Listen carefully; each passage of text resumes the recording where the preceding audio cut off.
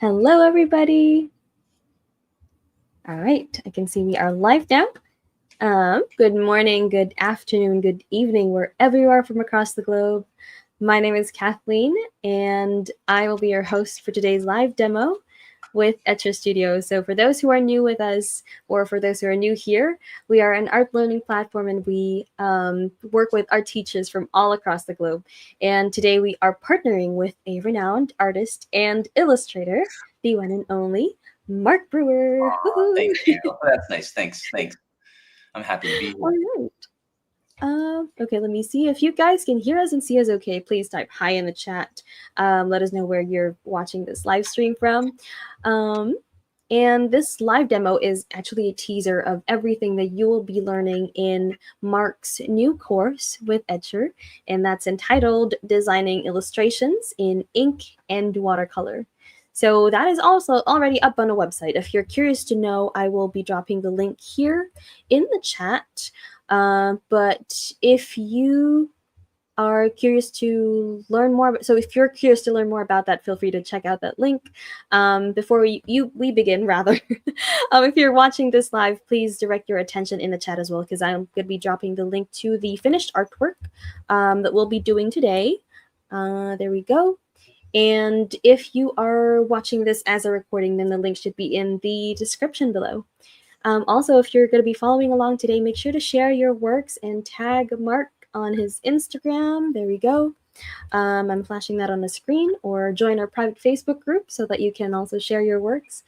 All right. And lastly, stick till the end, because we are going to have some giveaway of the everyday sketchbooks of Etcher. So you take your pick, whichever size you'd like, whichever form or whichever shape you'd like, because we've got the square ones, the portrait ones, the landscape ones. So yeah, really interesting. And with that, I am going to hand the floor to Mark so that he can introduce himself, talk about what we're going to be doing today, the course, and get us started. So Awesome. Mark, it's on you. Yeah, those Etcher sketchbooks are fantastic too. I've used those. They won't bleed if you're using a pen, and if you're using watercolor, they take really well. So encourage you to try those sketchbooks. So today I have a frog that I drew. You may have seen that, right? This lovely little frog, ribbit, and it's in kind of importance because to mention that if you have an image, like whether it's a frog or a horse or something, and you can photocopy it or you draw it or whatever, then what you have to do is get the size you want to paint it, and then turn it over and put graphite, just color it with pencil all over it. Okay. And this is what I do to my drawings, even the ones that I was just explaining to Kathleen. I'll take a 24 by 18 inch drawing that I'll work on an iPad, and I'll have it printed out really large, and I will color the back of it and then put it on my watercolor paper. So here's that frog that I drew, and you can find that on my Instagram and Facebook feeds. There's a little animation of me drawing it there, and then I colored the back of it and I put it down on my paper. And I'm gonna switch over here so you can see my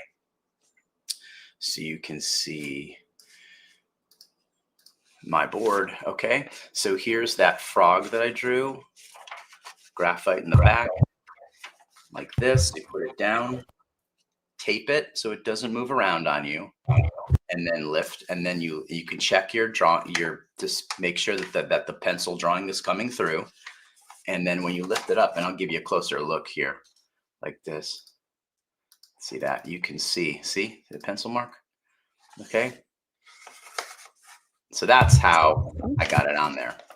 So that's just important. Maybe that'll help you, figure out how to get some of your drawings onto your watercolor paper. This is 100% cotton watercolor paper I'm working on.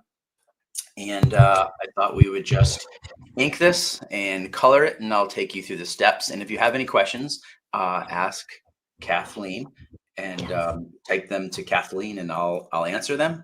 It should be fun. Let's get going. Before we begin, Mark, just to confirm, do you know what size in particular this paper is, or? Yeah, this is a 12 by 16 inch pad. Oh, Okay, gotcha. I'm pretty sure it is. Let me just double check. 12 by 16. Okay. Awesome. Now Okay, I'll are we? talk about the watercolors and what we're using when we get into that, and we'll just Mhm. start with the inking. Okay. All right. Okay. So when you're inking with a fountain pen, a lot of times you gotta try to get it working. So I usually have a scratch pad off to the side. It's over here. You can't see it, but that's what I'm doing over there to get this pen working. And then I'm gonna zoom in so you can see. And we're gonna start right here with this inking this frog. And I'm not ever concerned about making lines perfectly round or perfect. I think that lines have a lot of character, and I'll explain that a little bit more later. Um, with a brush and a pen, you can get different lines, and I love lines. And I think that when you use different um, different line shapes and sizes, your drawing has more character to it. So here's another eye here. You know, oh god. So so you can see that in one way, you're tracing your drawing, but you're also adding to it and thinking while you go. It's like, what lines should be thick, what lines should be thin. You're bouncing that pen. This is a zebra G nib, so it's really flexible, and you're able to see if I can get in even closer here for you. You can see if you can see how that bounce, just that how that has character. Just keep going here. So there's the mouth. Lovely. We were just talking in the chat how funny the expression of the frog is. Really interesting.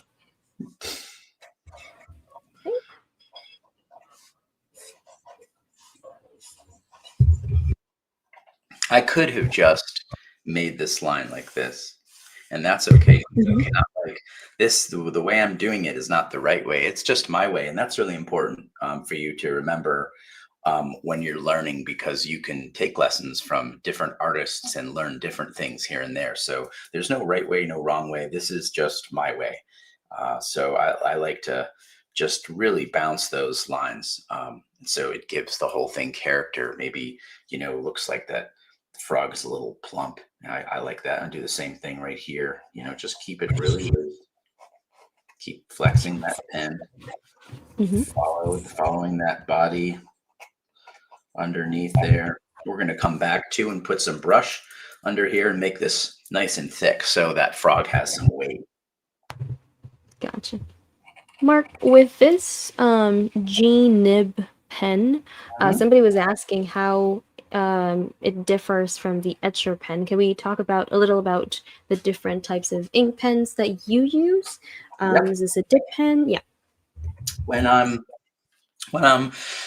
traveling and I'm drawing in a sketchbook, the Etcher sketchbook, I use a TWSBI TWSBI nib, extra fine nib. It's a fountain pen. It's a it holds a lot of ink, and it's called a TWSBI Eco, and that has no flex in it. And I carry that. It's just a very, very dependable fountain pen. I think they around $25 to $35, no more than $35, and it just works all the time. Sometimes I'm not using that pen for a long time because I'm in the studio painting, and maybe a week and a half or 2 weeks will go by, and I won't use the pen. And when I go to use it, it starts right up. It's a wonderful pen. I use that, no flex, in a sketch pad. And when I'm painting, starting to do a finish like this, I'll use a dip pen with a zebra a fountain pen with a zebra G-nib because it's flexible. The way that's different from an etcher fountain pen is the etcher fountain pen doesn't have any flex. It's more like the Twisby, holds a little bit less ink. And anyway, I encourage you to use a fountain pen, and the etcher fountain pen would be a good one to use as well when you're out and about, because it's it doesn't flex, but it holds ink, and it's reliable, and you can always use a waterproof ink so that when you're going, if you watercolor on top of it, that's the kind of the watercolor on top of your ink, it doesn't bleed. So that's the kind of nice thing about having using a fountain pen too. One that you can use a real like this stuff here. This is carbon black, and this stuff is platinum carbon black. It's very waterproof, much like the black magic was. And I used to draw comic books and comic strips. We used to use stuff called black magic, and it was amazing. It probably still is. I just don't use it.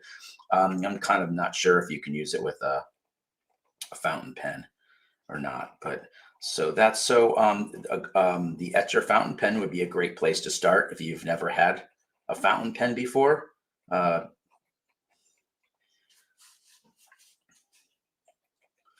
Okay, and then this little arm here, so a little cute little fat arm. Awesome. Okay.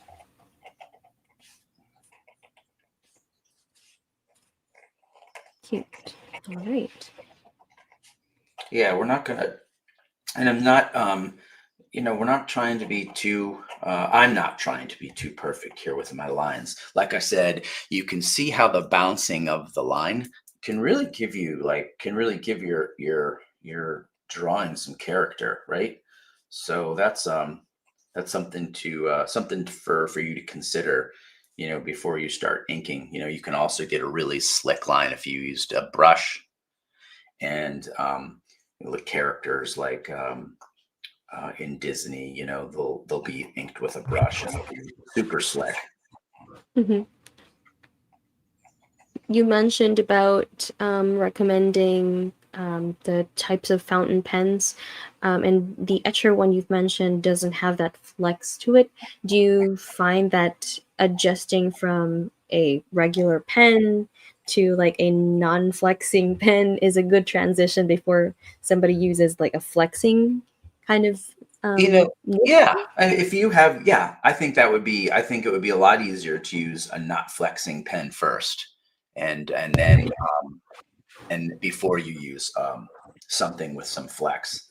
And a lot of people like the flex. That you don't have to use the flex. There's a lot of. I mean, it all depends on the kind of art you want to make. Does the art you make, does it does it do you want it to require to have that bounce, that movement in it? Do you want it to be scratchy? Do you want it to be more smooth? Do you want it to be a little more abstract? So those are all the tools that will create those kinds of things: brushes, pens, paint brushes, inks, different types of inks and paint. Those are your tools, and as you do it more and more and more, you'll get better and better, and you'll learn what tools you like to use. And there's no right or wrong. It's just what makes you happy, really. Thank you. That's really a good tip. We've got a quick question from Sherwell. What are good exercises to practice lines and texture or mark making? Like any favorite ways to experiment? Okay, so I don't I for practicing, I like to draw. I'll go out to coffee shops and I'll sit maybe before I start drawing on my iPad. I'll sit and sketch for a little while, something that's out of my mind, or maybe I'll see something or a person or something and I'll sketch. That's a great way to practice and move lines around. Of course, it's in your sketchbook. It's almost like it's a creative diary. Visual diary is what it is. So nobody has to see what's in there. you put what's in your mind in there visually. And so that's a great way to practice, just to move different pen lines around, or if you want to try sketching with a brush and some ink in your sketchbook, you could do that too. And just simple things. You don't have to do whole like whole scenes. If you're sitting down and you're having a cup of coffee or a cup of tea, you might just draw that cup with the tea, and maybe write some notes next to your teacup or coffee cup that says, on this day I was here having coffee, waiting for my friend, or whatever you were doing. And then the next day, maybe you're just drawing a pencil that's in front of you, or a candle or something. So just start small. And I think when you start small, you'll find that pretty soon you're drawing that cup. And then the next day you're drawing a cup with a napkin. And the next day you're drawing a cup and a napkin, and the cookies on the plate that's right next to a larger glass. And then before you know it, somebody's going to ask you how you started, and you'll say Yeah. this, you'll say the same thing, so there's no like answer. I think I remember wanting to create a style, and wanting to just be as good as I could, as fast as I could. And the answer to that is that most of the time you're just going to have to keep on keeping on. So the more you do it, the more you get better. And you can't help, whether you're playing guitar or practicing dancing or whatever, you're going to get better the more you do it. And that's the same with this. Thank you. Yeah, practice is just like the way to go. Right? Yeah, it's true with everything. So I'm gonna going to ink this lily pad, Mm. but we're gonna just ink this lily pad, but not the whole thing. Maybe we'll just kind of, you know, something like that.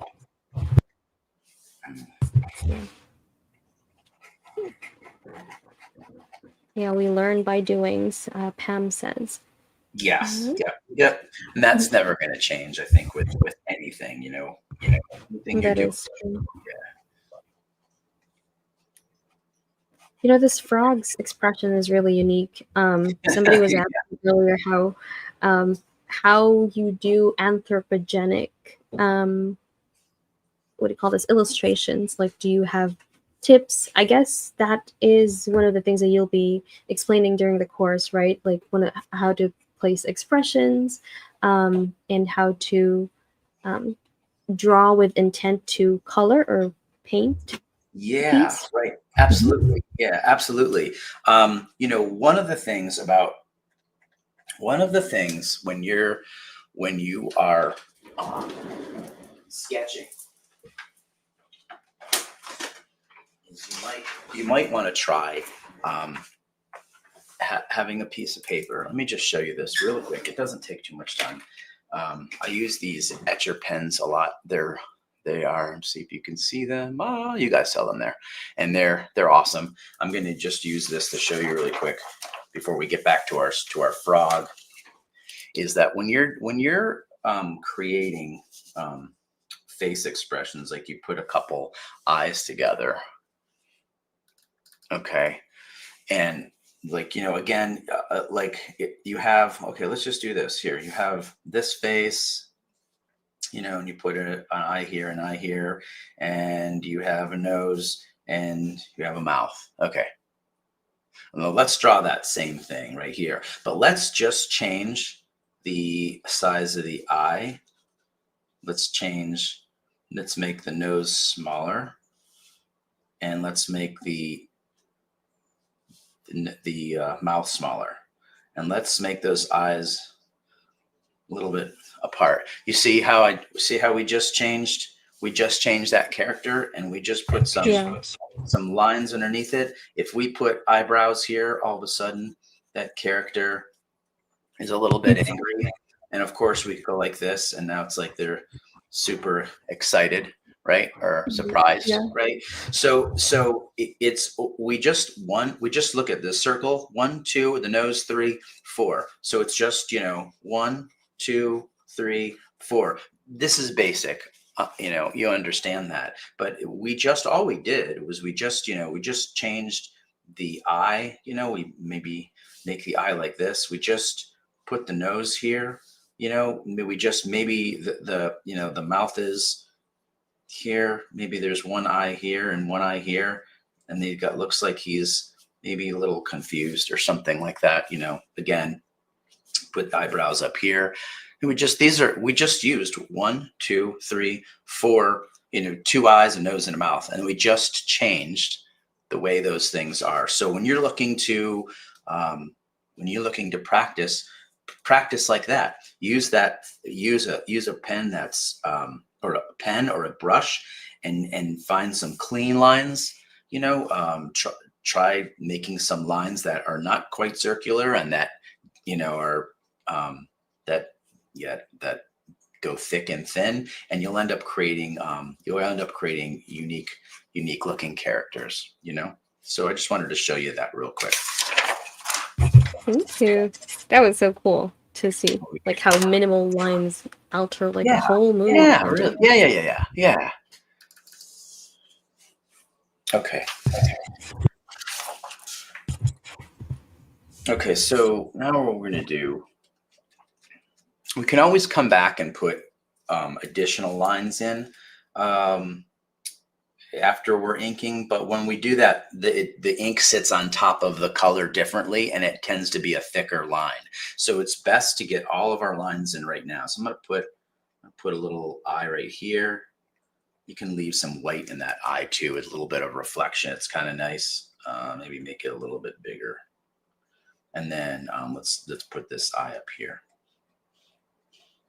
There we go. Unique, just a unique look. Okay.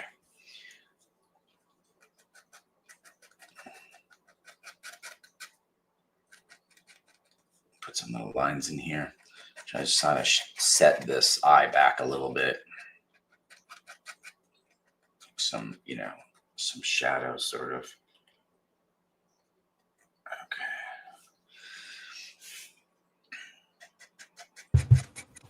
Beautiful. Okay, and sometimes I use I'm going to get in a little bit closer here so you can see. Sometimes when I'm working, I'll turn my pen around and use the back side of my pen, because I don't know why pen companies don't do this, but when you put a pen down and you just drag a line, you have a nice thin line, and of course you can push it and makes it even thicker. But if you can turn it and go to the back of that pen, you get a super thin line. And I feel like they'll put 4 pens in a package, and and we'll all buy the 4-pack because it's 4 different sizes. Yet when a company is giving you a nib like this, rarely will they ever talk about how you can turn it on the back side and get an even like a super hairline. And I think that's value, because when I feel like when I'm using this pen, I have every size I need right in my hand, and that's valuable. You can see the different sizes that I have of lines that I have going on here, and that's coming just from this one nib, as opposed to having to transfer out different nibs all the time. That's a good point up there. Like it's kind of the same with investing with a good brush, for example, in watercolor, where you can just use one. Yeah, that's a great point. Beautiful. And Mark talks about more of these in session 1, I believe, of his course, which is already posted on, again, the link that I've dropped in the chat. Not just the inking tools that he uses, but also the watercolors. So we'll talk about that in a bit later.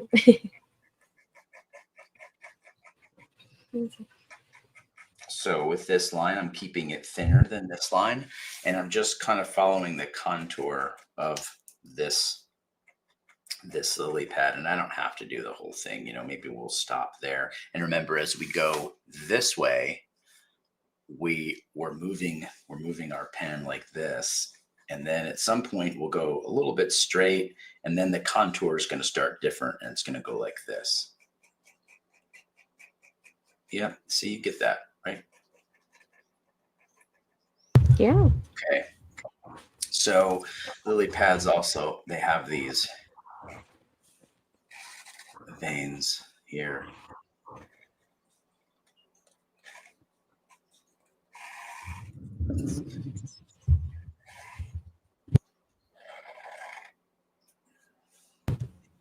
Okay. Okay.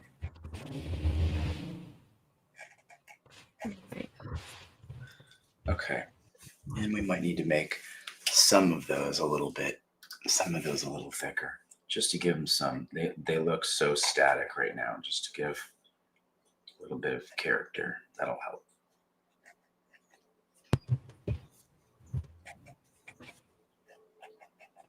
Beautiful. I love how like your lines just give suggestive details, like how you did those tiny lines at the edge of the leaf or the water lily. It These just here? makes it, yeah, Yeah. it makes it a little more thick and like just Yeah. curved to the Right. look. Yeah. Give some contour, some to the lily pad itself. So underneath this guy, let's see. Well, I want to put some. I'm using the back side of that pen. I always do that, and I don't point it out, but I want those hairlines, and I want to just kind of create some shadow underneath this frog's toes, just like that. Just to plant him a little bit on the lily pad.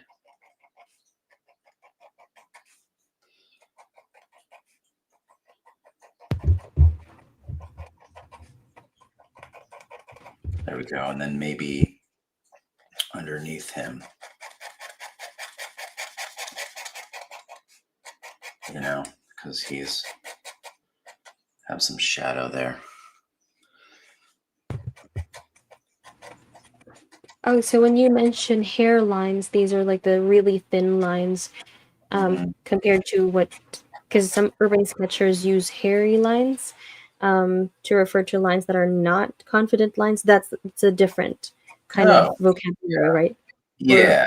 Yeah, okay, definitely. yeah, I didn't know that. You're teaching me something. No, and when I say hairline, I mean like the line that's the size of, a human hair. It's really, really, right. really Okay, small.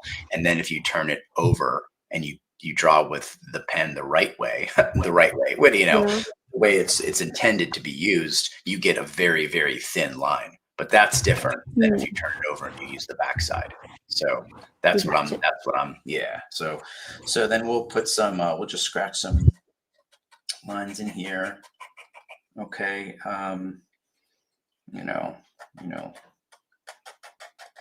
give this lily pad some feeling here. Okay. All right.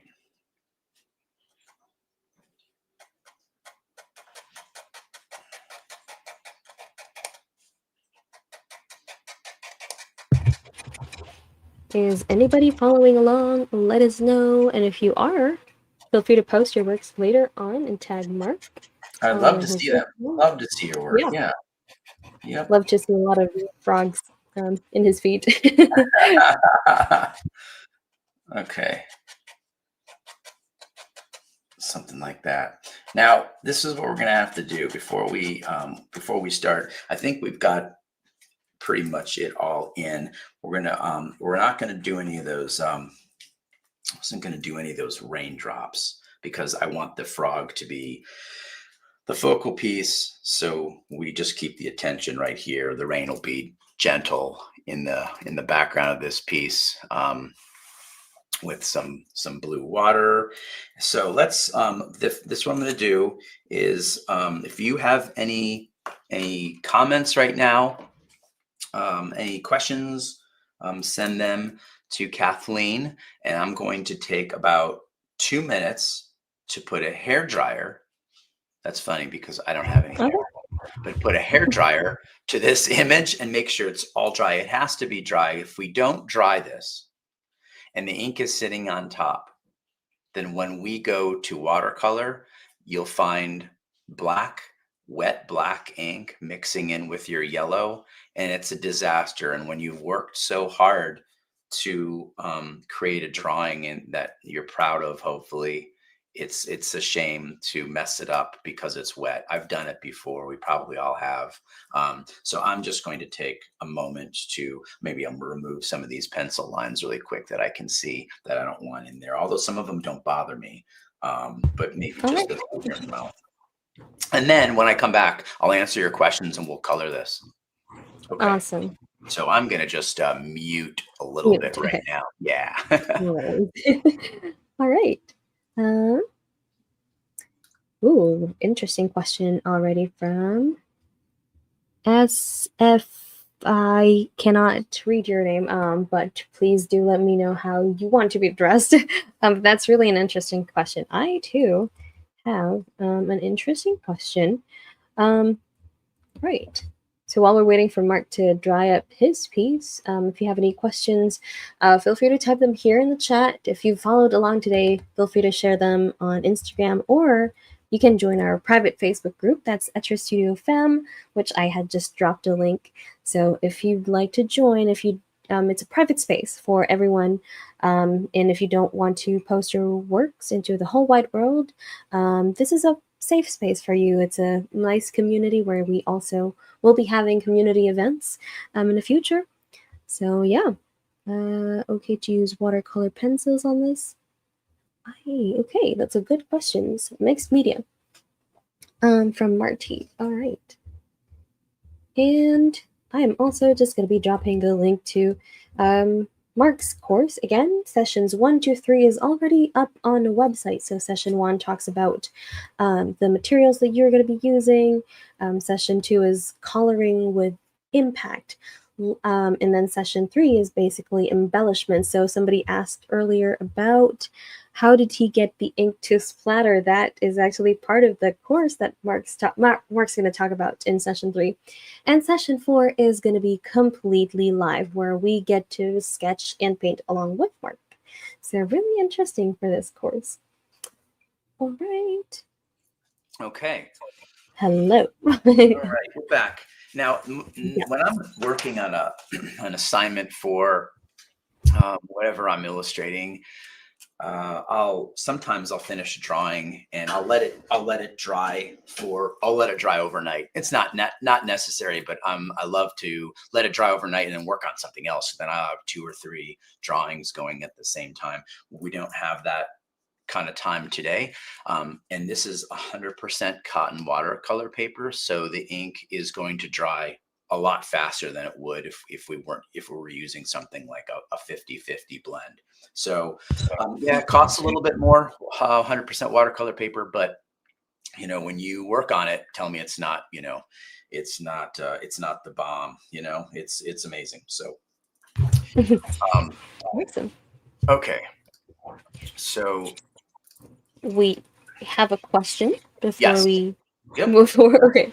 So a really interesting question from Susan. How did you get the ink to splatter a bit? I love how intricate the attention to details. Yeah. Yeah. Interesting. It's just the pen. It's just the pen. It's moving it around. It flicks sometimes. And early on, when I was drawing, I used to meticulously go through and and Yeah. block and cover those all up. They were mistakes, and it took me a while to figure out that those aren't mistakes. That's part of the whole look, and it's amazing how all those ink splatters and stuff just kind of Mm. work. I guess maybe because I say it's okay. It's the kind of look that I want to go with, and Mhm. I just think it's really cool, the way that happens. Of course, so many artists have done that, and it just I think Yeah. that's always really appealed to me. You can, if you want to be inspired by some really cool arts, take a look at, and there's so many. I hate to start naming names, but you go Ralph Steadman for sure. Ronald Searle. It's like it's just sometimes it's a especially with STEM, it's an absolute mess, and it's okay. Mhm. It's okay, So, and there's always an ugly stage too. That's Right. important to when I'm teaching watercolor classes. There's always an ugly stage, a middle stage. It's like I seem to find that a lot of times we're happy with our sketch, And then we ink it and it's like, oh, this looks great. And then we start coloring it. It's like, oh no. And it's okay. You just keep working through it. I'm going to start this Yeah. painting by explaining the colors. I'm going to keep a really simple palette. I think it's really important for us to just pick 3 primary colors. You can mix those 2 colors together to find out if you're happy with your greens, if you're happy with your purples, all that, and keep it really simple. This is one way for you to be able to keep a good color composition.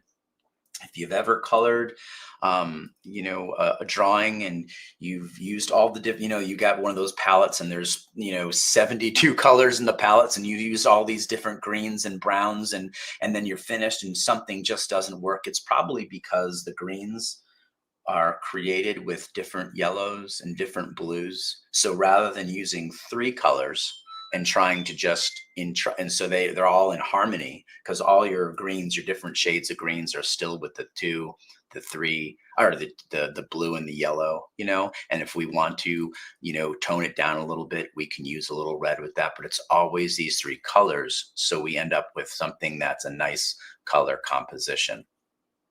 So, so this is permanent yellow light, and this is a Holbein. That's the name of the company that makes the permanent yellow light. This is quinacridone red, quinacridone rose, and that's a Daniel Smith color. And this here is a phthalo blue, and this is by Grumbosch. So there's three different manufacturers here, and listen, you'll just find it, there's not a right or wrong. You'll find your happiness with the paints. You just have to keep using them. It's not like this one's better than the Winsor Newton. It's just I like this quinacridone red, this phthalo blue, and this permanent yellow light with these companies. I have here a cheat color, and it's called burnt sienna. And if you ever want to get to gray really, really fast, what you do is you mix some blue, because first of all, I should say making gray is equal parts yellow, red, and blue. That will give you gray.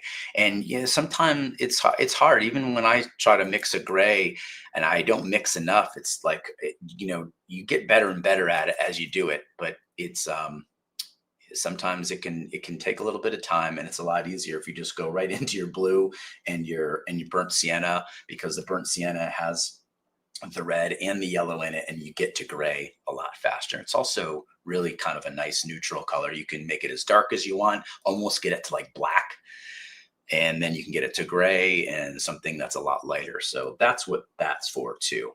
So I'm going to start here. A lot of water. Just putting water on the paper, just to get it wet. It's so it's not gonna be perfect. And some of that wetness is gonna go inside the lily pad. Sometimes it's gonna go inside the frog. It's okay. We just want to give ourselves a place to work here, just a place to start. So there's that, just splashing using a pretty big brush.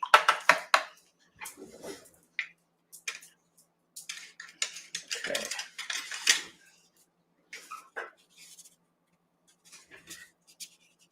Okay, so let's go in with some of this blue. This is the phthalo blue, and that's real blue. We'll knock that down a little bit with some red, a little bit of red. I don't want purple, but okay. We'll go in here and we'll just start touching and let that water, create, it'll create that sort of magic, that movement, on the paper.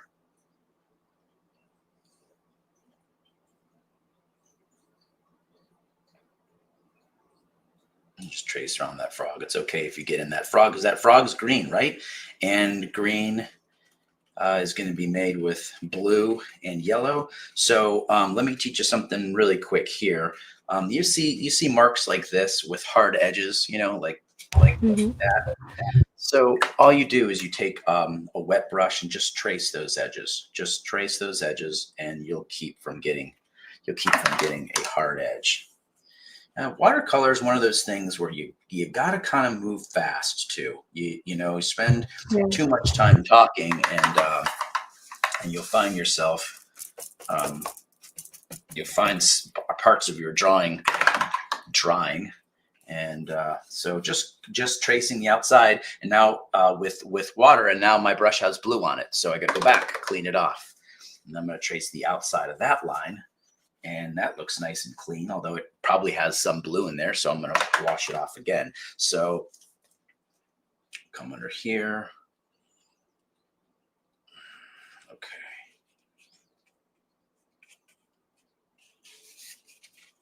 I'm going to put some, there's going to be some watermarks down here, so let's just make sure that this is nice and dark down here, so we can show the water going into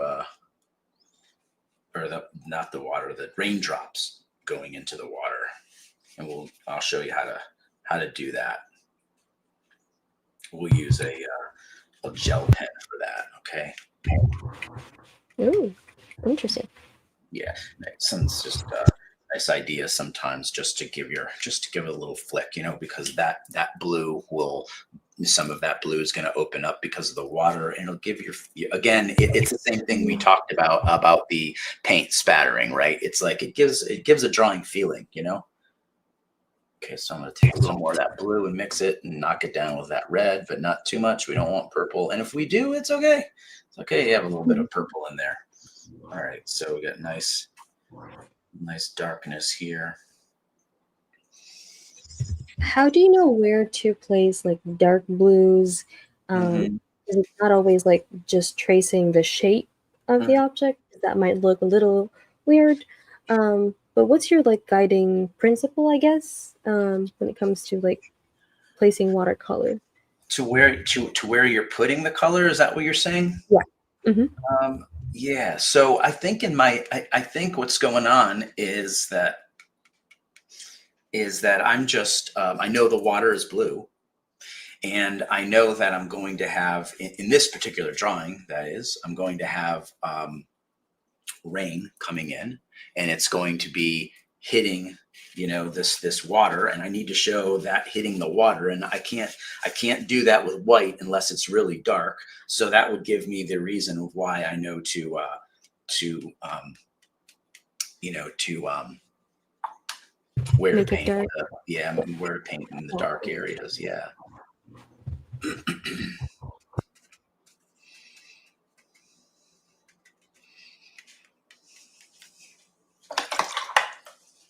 Okay.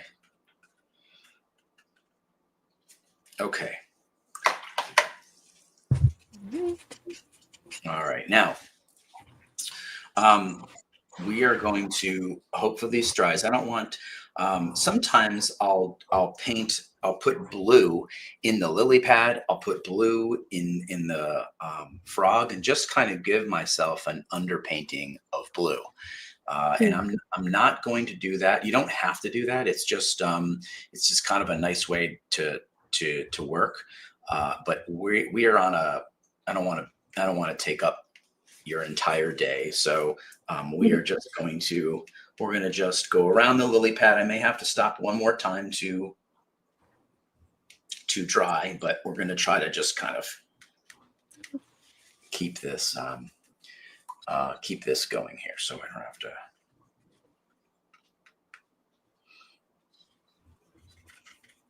Okay.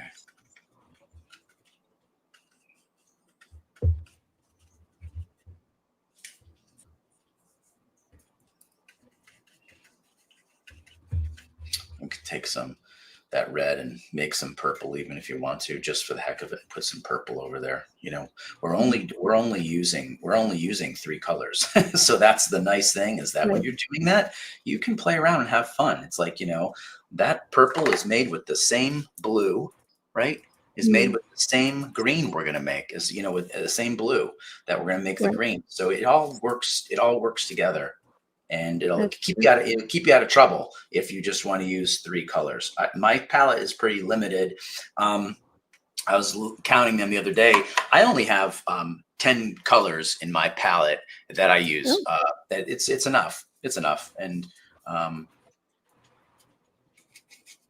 okay, so that's that. Now we're gonna go to. Now we're gonna make some green. I'm gonna take some of this yellow, and we're gonna put it in this blue here.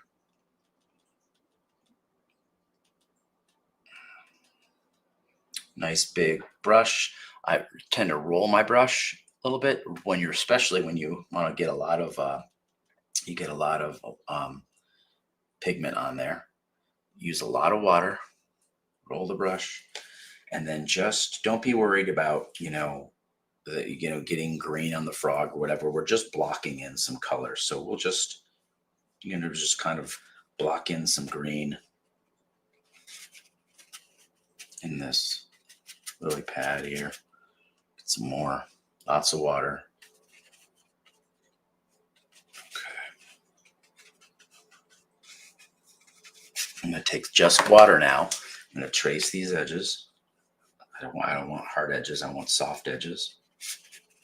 So there's the water. And that water's bringing that pigment down nicely, covering that whole lily pad. Okay. beautiful. Yeah. Just to confirm, this is a cold pressed watercolor paper or a hot pressed? Yeah, I didn't mention that. I'm sorry. This is cold Oh, press, and I use both. Sometimes it's a lot easier to use hot press, especially when you're using a pen with a really sharp tip, because a lot of times it'll stick in your paper because your paper has a tooth to it. But then again, then your pen spits more, and that creates a look as well. So it's a preference thing. Okay, so when you get to, let's see, I'm going to use a small brush here. I'm using this this number 8 etcher brush, and I'm going to just, if you want to take color off, let me show you what happens here. So I got some blue right here. See there? And that's okay. It's not a mistake, but maybe I want to take that off. Just rub it with water and blot it. I'm going to rub it with rub that with water there. You're not going to take it all off, but we're going to take some of that off. Phthalo blue is hard to remove too, because it's like it is like a dye, so it's hard. But we'll get some of that off there. It doesn't have to be perfect. Okay, so go back here. It is very staining, isn't it? Yeah, it really is. Okay. All right.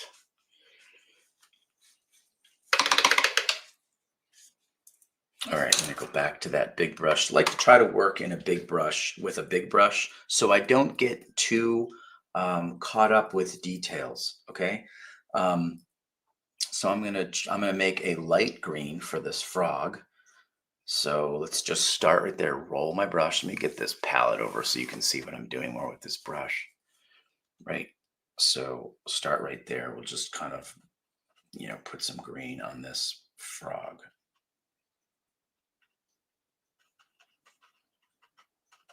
And typically, not all frogs, but frogs have a light underbelly. So I'm going to avoid that underbelly here. Just kind of work around here.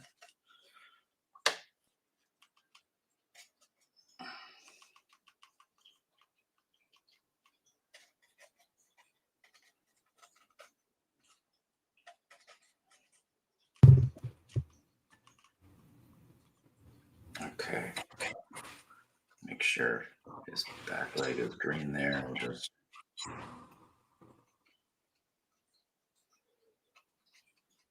if you use a big paintbrush, what's nice is that it keeps you loose. it's hard to get in there with a lot of detail. Now see this hard line here we got? I don't know if you can see that. Now we need some water. Yeah. Just trace that edge. Just trace that edge. That's it. Now look at how it flows softly. All right. And then if we want to, we can trace that edge, that soft edge. So it has a place to go, that the pigment has a place to go. Now we'll get back to painting our frog here. I'm painting his legs a lot darker than the lily pad right now. So, and in colors just kind of all over. As it's not, because it's a big brush we're using. Keeping it nice and loose. All right, so now at this point, we got to just make some decisions. And I think what we're going to do is work on this lily pad. Let's make this lily pad. Let's see what kind of green we can pull up. Look at that. Wow. And that's cool. That is like really bright. Let's do this. Let's use this for the lily pad. Make a lot of that color. Bring that back a little bit. That's nice. That's a nice green. Yes. Sorry. Do you also mix and blend on the paper? A little bit. Yep, a little bit. I mean, for this case, I want to know exactly what I'm diving into here. I want this color green, and I'm going to start in under this section and push it out, because if he's sitting on the lily pad, it would be darkest under here. So that's where I'm going to put the darkest part of this color. You know, and I've got it is I'm getting a little bit inside the frog, and so I'll blot as I go on here. But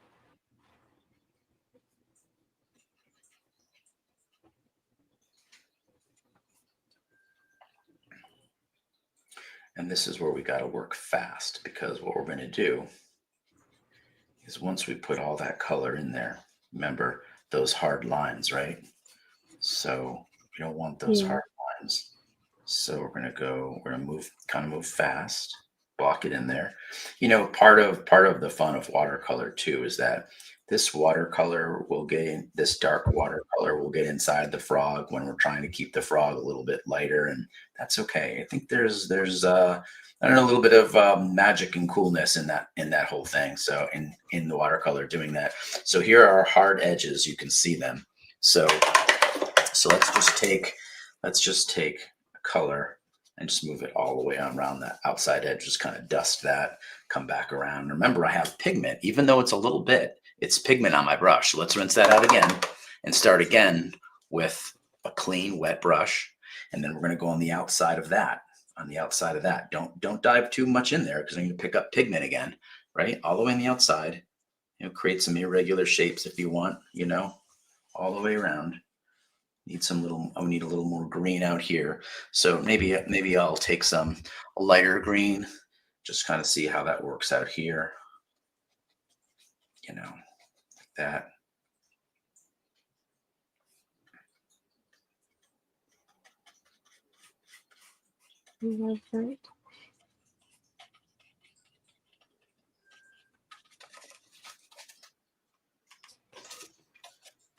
Right. Beautiful. Somebody's asking, still curious about the paper. Sure. Yeah. Do you also consider using rough paper aside from like the cold pressed paper? Or if you do, when do you use it? My mind is open to everything. And every time I go into an art store, which unfortunately is less and less because they're just getting fewer and fewer, I always look at that rough pad of paper because it's got textures.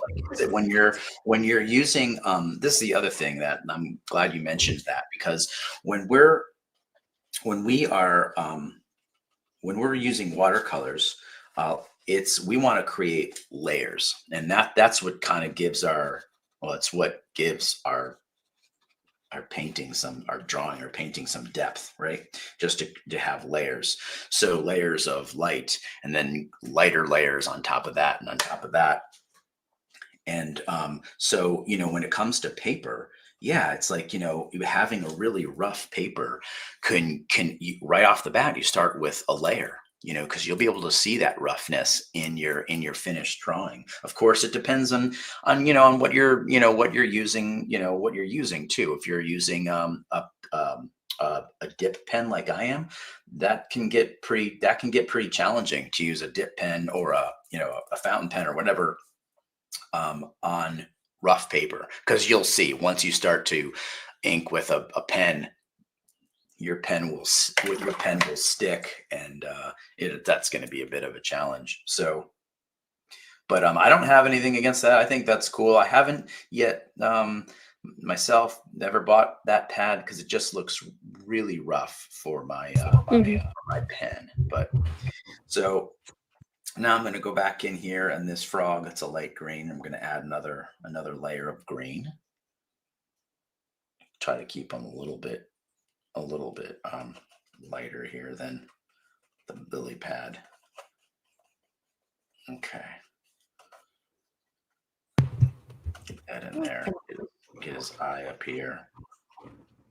Okay, right, and then We're just in love with how the background has built up, like mm, Pam has noticed. Yeah, mm, it's like a galaxy kind of vibe. yeah.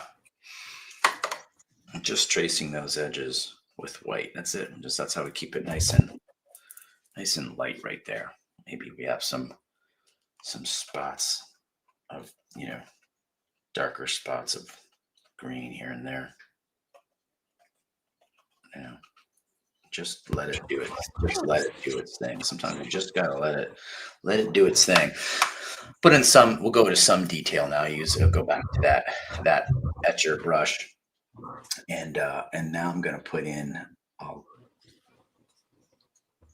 put in his legs here, his toes. Just try to make those a little bit darker green. Again, I'm moving pretty fast, yes, because I don't want to be too perfect about any of this. It just has a tendency to lose the drawing has a tendency to lose something about it. It's like, yeah, it's like it gets static if you just start painting everything like a coloring book. So I don't want to do that. There's some green that's come out here. I'm just going to take some water and help it find its way so it can dissipate. I'm going to trace that. Again, I've got pigment on my brush, even though it doesn't look like it, I do. That'll drive you crazy, because if you don't realize you've got pigment on your brush, you'll keep going out further and further and further, and you're like, I'm painting it. You're painting it yellow or green. You just have to use water, and that little spot will just find its own way, and it's fine. This is these spots here. Okay, this is just sort of the magic of watercolor, kind of. We can always go in and put in blue if it's important for us to have blue back there, and we don't like those spots, that's fine, but I'm going to leave them. This isn't something that we'll leave them alone. So, okay. Okay. All right. So I think I know where I'm going to go from here. We're almost finished. We Mhm. have a little bit left to do, and so I'm going to put you on mute one more time. And Yeah. in real life, like when you're working on your own stuff, you may have to dry multiple times with a hair Right. dryer. And if you don't have hair, then you need to get a hair dryer. But you might have to do this multiple times. So I'm going to put it on mute. I'm going to dry, Right. and I'll be back ASAP. Alrighty. Nope. Bueno. Think. All right. So I've muted that. Okay. So, if you are following along again, feel free to share your works later on. And if you might be wondering, wait, doesn't Mark have another course before this already? It was probably like an intro to ink kind of course as well. Yes, actually, Mark does have another course with us. It's Introduction to Ink. In that course, is mainly focused on the different kinds of ink. So we're going to be talking, Mark has talked about inking with dip pens, fountain pens, inking with a brush, and different inking techniques. So that is for complete beginners. If you're really curious to learn more about that, I'm going to be dropping that link as well here in the chat, which is a course again that builds onto this one that we are um, doing a live demo with. This is now a course that you can apply your color and your knowledge about your inking technique. So yeah, it's really interesting to check out. Okay, so the final details now of this. This is after it's all dry and we've got it down. This is kind of like the ugly stage a little bit. You know, you might feel a little not as confident, but that's a natural feeling to have with yours because art is a personal thing. It is. So give that credit when you're drawing. This is why a lot of times we don't like our art because it's personal. If it wasn't, people wouldn't want to buy it. It wouldn't be, it would be a different thing. So just, be easy on yourself. If you get to this point, you don't like it. So what I'm going to do first is I'm going to take this smaller, it's a number 8 etcher brush, and I'm going to add a little bit blue to this green and to make it dark. Okay. And we're not getting ourselves in trouble because that's the same blue we've used for this entire thing here. So it's going to work. So we're going to I just want to put a shadow under our frog here.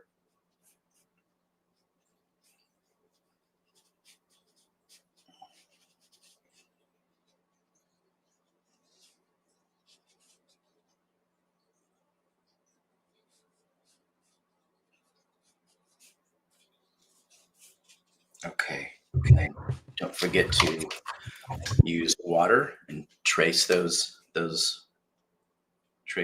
edges so you get a nice soft, right? So there's a little bit of that under him. Okay. Let's do this. Let's take some of this burnt sienna here because it's got a little bit of red in it. Let's take that and put a little bit of blue in there. Boy, I'll tell you what, that phthalo blue, man, it is. Whew, that's like it's really pigmented. It's like sometimes when I don't use it for a while, I forget how much. Like you just need a little bit, and it goes a long way. That's So we true. have this brownish. Let's bring in some of that red. Again, we're only using these 3 colors and this cheat color, so we can't get ourselves in trouble. So you can't say, "Oh, I don't like that. I'm going to go to this brown, or I'm going to go to this red, or I'm going to go to the." We're only using a very limited palette, and that helps us keep our color composition together. So I got some of this red brown, and I'm going to put some spots on this frog.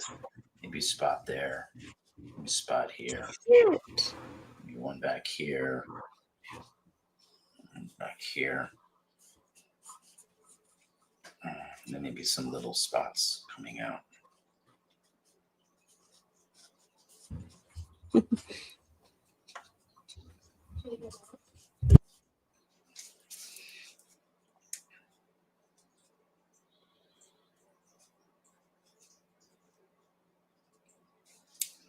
can blot the bottom part of those so they sort of get lighter. Mm-hmm. Beautiful. Can't believe we've done that in like less than an hour-ish. Yeah. Already. That's already too beautiful. I mean,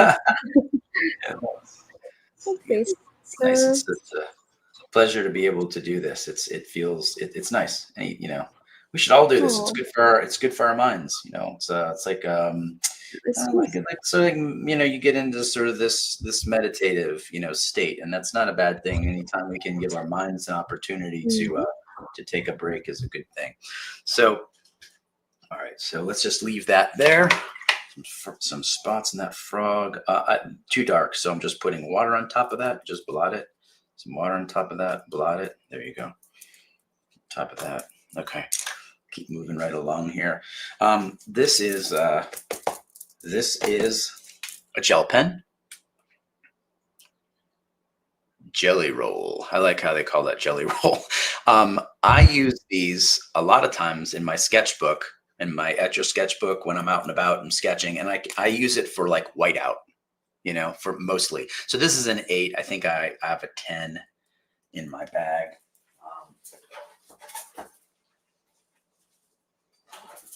Let's see. I didn't know they have different sizes. They Awesome. have a lot of different sizes, and here's a Oh wow. Jelly Roll 10. It's a little bit larger. Let's start with this one. I always wipe the tip off because I feel like it gets clogged a lot like that whiteout stuff does. And if your paper has to be dry or the pen is really not going to work. So that's the reason. So we're going to create. I'm going to get in closer here so you can see as I work on these final details. We're going to get in close here on top of our dark blue, and we're going to create some lines just like that. And then maybe we'll make a loop. Okay, just like that. And so I'm just going to do that. Like we'll make a loop, maybe make another one, maybe make a straight line, Probably a good idea to start over here since I'm right-handed. Let's do that. I want you to be able to see this here. So there's just start making these lines, and this is going to be draw through right onto your lily pad. Don't be afraid to draw on top of your frog. Okay, he's getting wet too. This is probably why he's got a wink in his eye.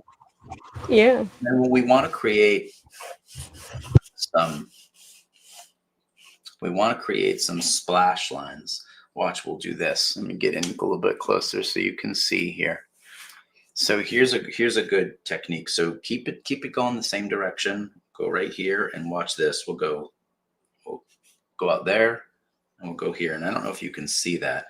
Let's do one on the blue. Here, we'll go like this. We'll go.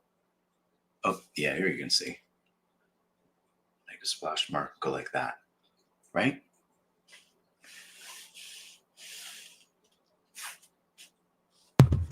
Somebody mentioned the frog needs an umbrella. Well, that might be a good version for you guys to do.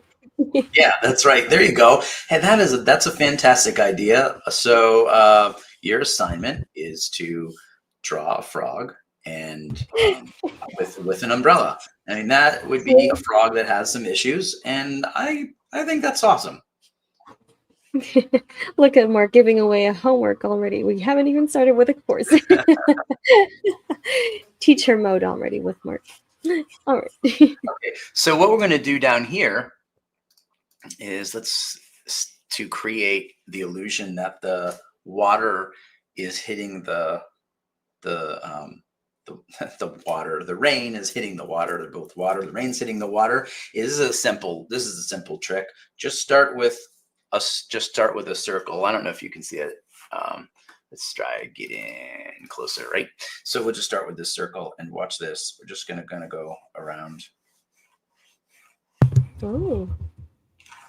Okay, and what makes it really cool is when you put another one right next to it and you make sure that one gets inside that other one. It gives the illusion that, right? See? That's gorgeous. Yeah, we'll do that. We'll do that all over here. Do that over here.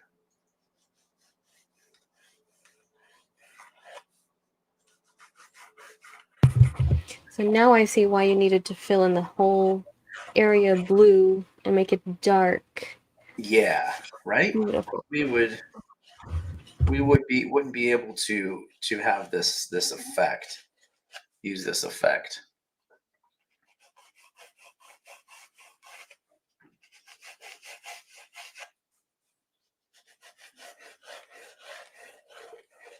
You'll be able to see this a lot more when I scan it and upload it. It's a little hard to see on here, I know. Okay, so then we got lines coming through here. Make sure that you make some of those teardrop looking lines.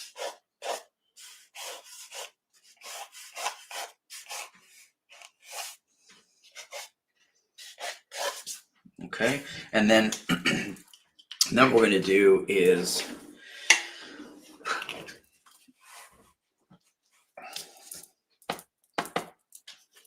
okay. And then what I want to do is I want to take a colored pencil. Again, I'm going to sharpen this, and then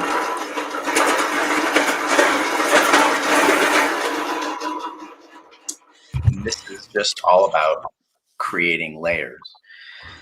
So I'm going to take this colored pencil and I'm going to start here. I don't want to do the whole thing, just start here. And I'm just going to go the opposite direction of those raindrops. I'm going to go behind the frog. I want to go in the frog, behind the frog. Comes out here, right over here. Right?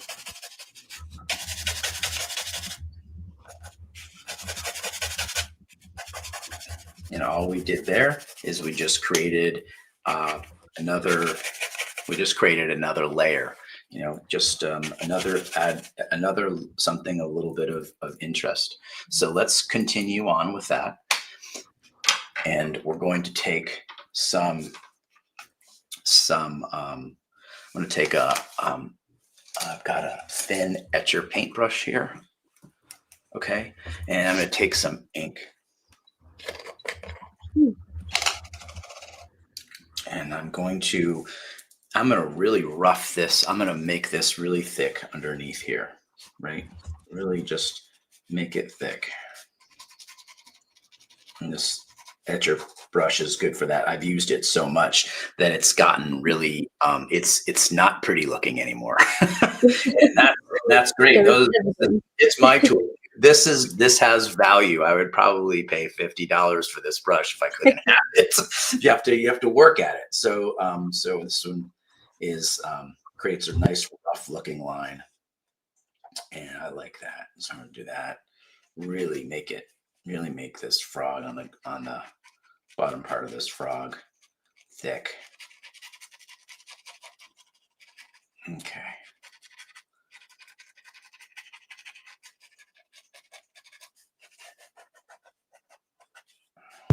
I'm glad that you brought in a colored pencil in the picture, because somebody was asking earlier if you can draw or use colored pencils in your works.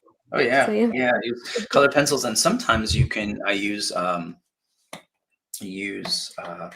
oil pastel for accents, because it really makes it pop. Of course, when you if you're scanning your art, if you're taking a photograph, I guess you don't have to worry about it. But if you're scanning your work, then you have to make sure that your scan bed, when you lift it up, is clean, because sometimes that oil will leave a residue. So, but using oil pastels will make your drawings pop too. So we do that.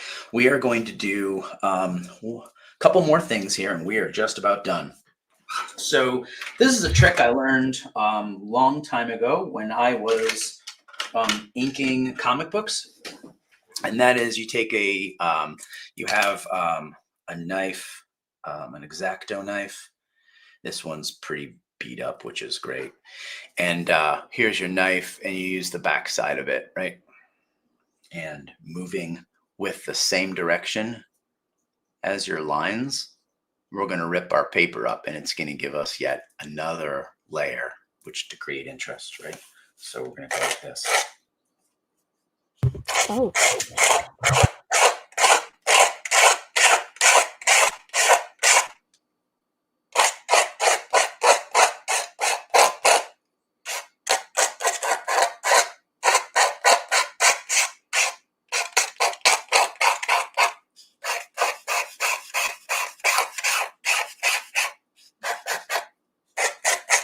Use the back side, because you don't want to cut the paper. But let me see if I can show you real quick what that's making. You see that? See those lines?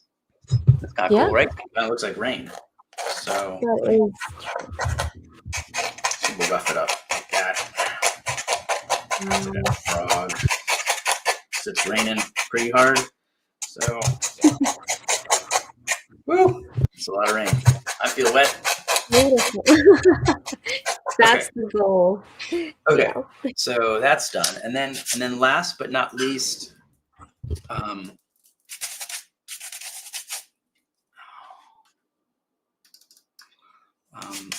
And again, I like think that I'll point out one more time that this isn't something you have to do. This is just what I like to do. So you might want to do that with the back of an X-Acto knife or something sharp. You might not. It doesn't. It's okay. You know, it's just throwing it all out there and see what sticks for you guys. What you want to do.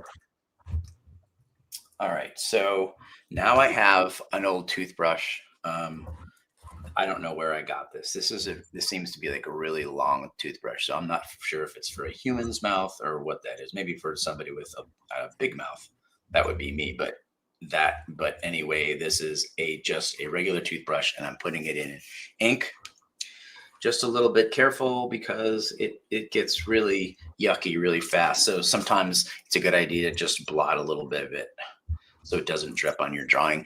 And then I like to add a little bit more texture to my drawings by using the toothbrush. I think it adds a really cool effect. And the wetter your toothbrush is, the bigger your splotches are going to be. And then if you need to tone them down, blot it and make them thinner.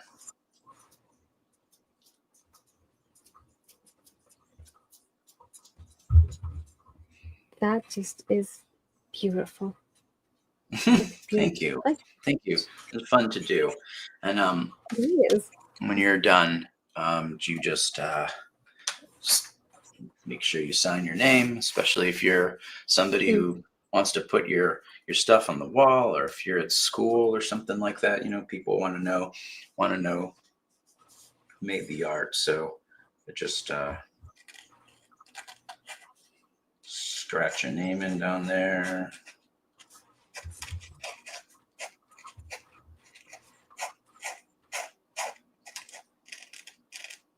Okay, and that's 2024, right? Mm-hmm. That's it. So now I can't tell you. We're done, but I can't tell you that when we turn this video off, that I'm not going to go. What else needs to be done? Yeah. Yeah, that we're all going to do it. Don't overwork it. But just think about what we did here. We only used 3 colors, 4 if you want to throw in the cheat, right?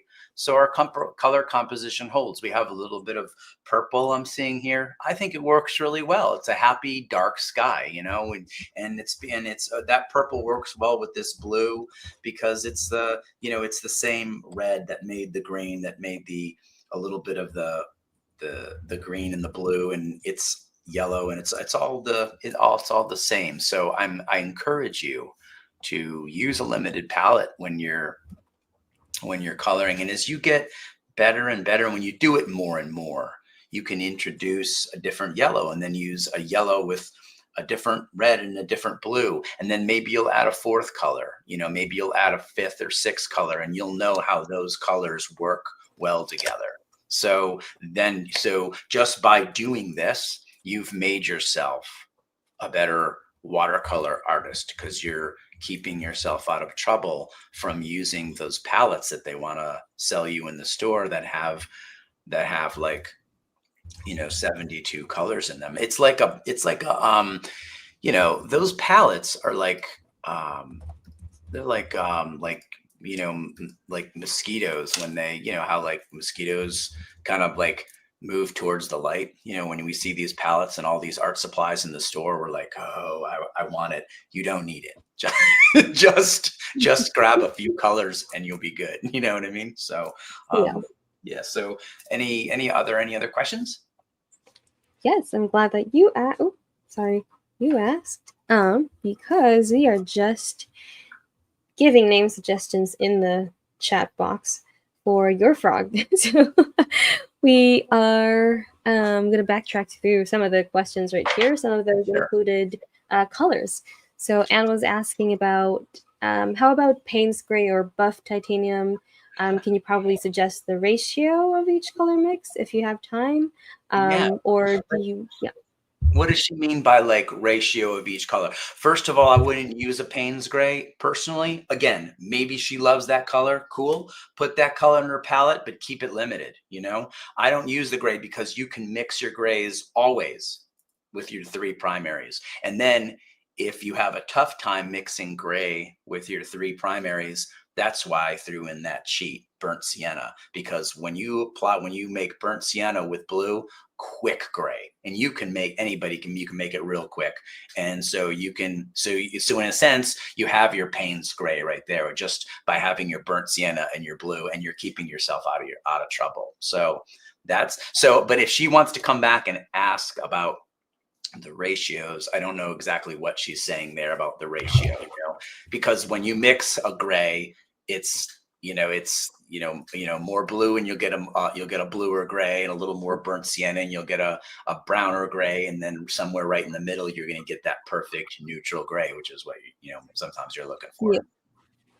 I think that was what she was referring to, which you have demonstrated. That was on me, which you have shown already. So, all right, thank you so much. Moving forward to the next question from Marty. She was sharing how she's stuck because none of the white markers are working. Do you have any suggestions apart from the jelly roll pens, like probably gouache or acrylics you probably use? You can use gouache because gouache is opaque, and I use that sometimes. It sits on top of a watercolor really well. Um, I and especially for patching, when you need to patch something in, I definitely use gouache. In fact, I'm looking at it right now. It's the only unique thing I have in my watercolor palette is this one splotch of gouache white. So you can definitely use that. I'm sorry the jelly rolls aren't working on top of your paper. The first thing I'm thinking of is I just want to make sure that your paper is dry, because you can touch it and go, oh yeah, it's dry, but it's really not dry. It's actually just like really, really sort of almost dry, but kind of a little damp, a little bit.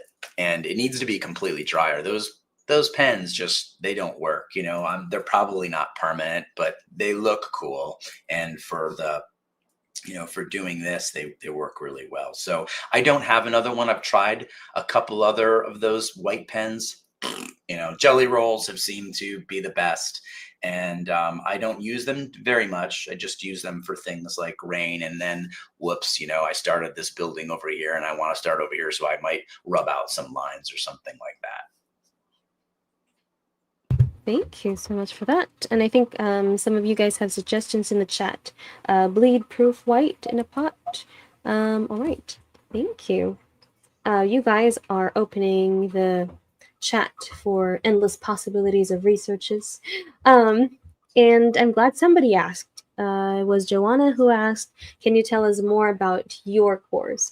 Earlier, we were talking about how this course differs from the previous one you did, which is the Introduction to Inking course.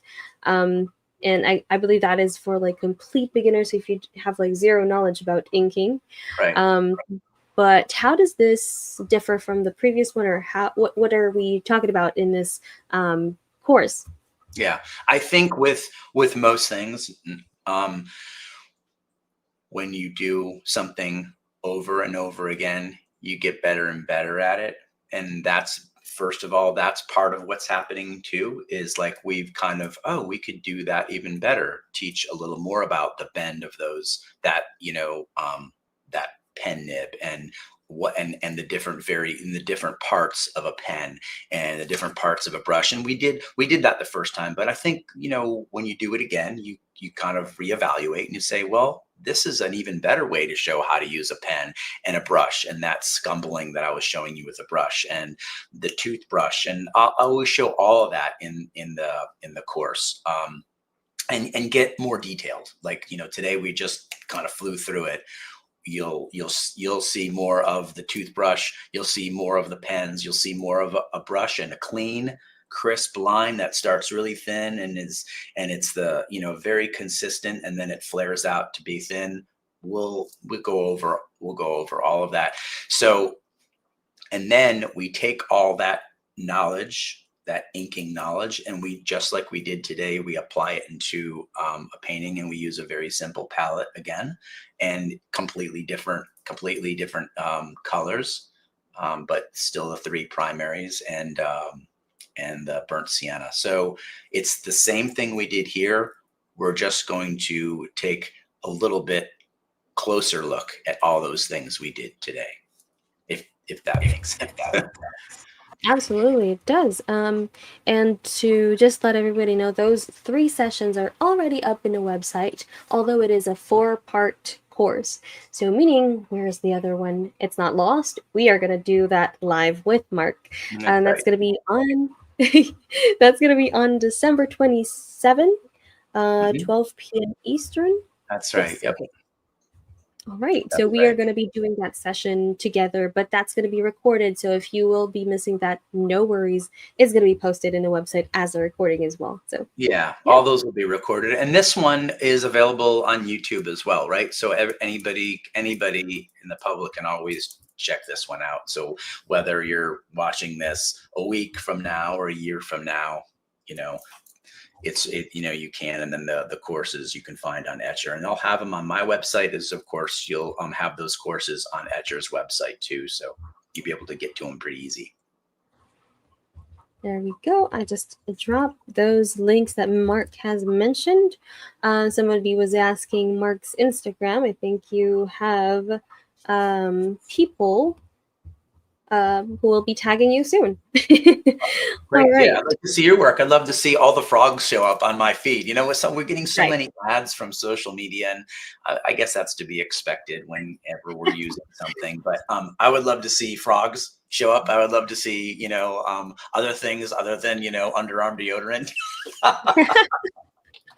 Oh my lord. Let's see. I I don't know feel like why I these wanted ads keep I don't know. They just keep, fishing lures. to- I don't even fish, but anyway. it is a weird algorithm. Yeah. I feel like I wanted to share this just before we do the giveaway. Pam shared how she has a granddaughter who graduated college with a degree in the study of frogs, so probably and aquatic species. So she paints a frog every Christmas in different ways, and I think Oh, she thinks this is just like one of the best ways to do another one this year. that's So awesome. yay Awesome. for you. Awesome. Very cool. Yeah, that is so sweet of you, Pam. By the way. Um, Oh, Instagram link. I am so sorry if that does not work. Okay, my bad. Let me see if. Oh, let me know if you can click on this link, or you can also just look up Mark's Instagram. There we go. I'm flashing that on the screen. Okay, Blood of Frogs. All right. So while you are busy looking up Mark's Instagram, here we go. Time for the giveaway as promised. So the mechanics is simple. All you have to do is you'll be here. You should be here watching this live.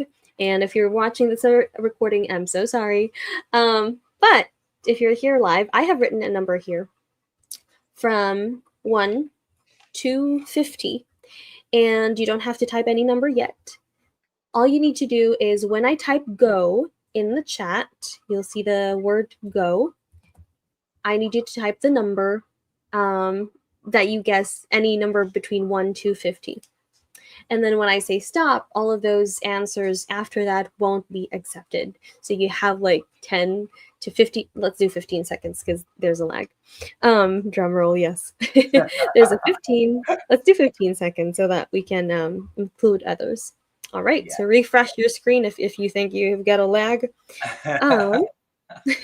And you get a chance to win one of the everyday sketchbooks. So we've got like a square one in different sizes. We've got the panoramic one. Really interesting to fill that out. So if you're thinking of a frog, probably it's a whole frog pond. I don't know. Portrait. And Mark's personal choice, I guess, would be the Ybor sketchbook. Yeah, I like to use that one. Yeah, these are great sketchbooks. They really are. Thank you. For your Yeah. visual sketching diary. Yeah, they're awesome. This will be exciting to see who wins. All right. All right, so we're gonna go in 3, 2, 1, go. All right, 10, 15, 14, 13, 12, 11, 10, 9, 8. I think I saw a winner. 3, 2, 1. All right. Okay, so while I am browsing and making sure I got the right winner, any parting words, Mark, before we have to close the session, sadly? Nope. Nope. You can find me on Facebook and Instagram, both at Mark Brewer Illustration, and of course, you can always find my website at markbrewer.com, where there'll always be the links to Etcher and supplies and all that stuff. So that's all. Thanks for having me. Who won? All right. So thank you so much, Mark. And I think we've got a winner, but before that, I will reveal the number. And it is number, I don't know if you can see it, 25. And the first person who got it is Joanna. Congratulations, Joanna. Great. Great. Great. Congratulations, Joanna. All right, please email us at hello@etcherlab.com. Sorry, hello@etcherlab. There we go. Please email us at hello@etcherlab and let us know your everyday sketchbook of your choice, and we will assist you for your shipment details. Just email us. Yeah, so let us know. Congratulations, Joanna has been active ever since you started the live. So very well deserved. Happy dance. It is Awesome. Thank you. all right. And with that being said, thank you so much, everyone, for joining us and sticking with us till the end. And thank you, Mark, for being such a wonderful teacher and showing us how to. Thanks for painting with me. Cheers. Thank you. All right. Thank you so much, everybody. And until next time, make more art. We'll see you in the course. Bye for now.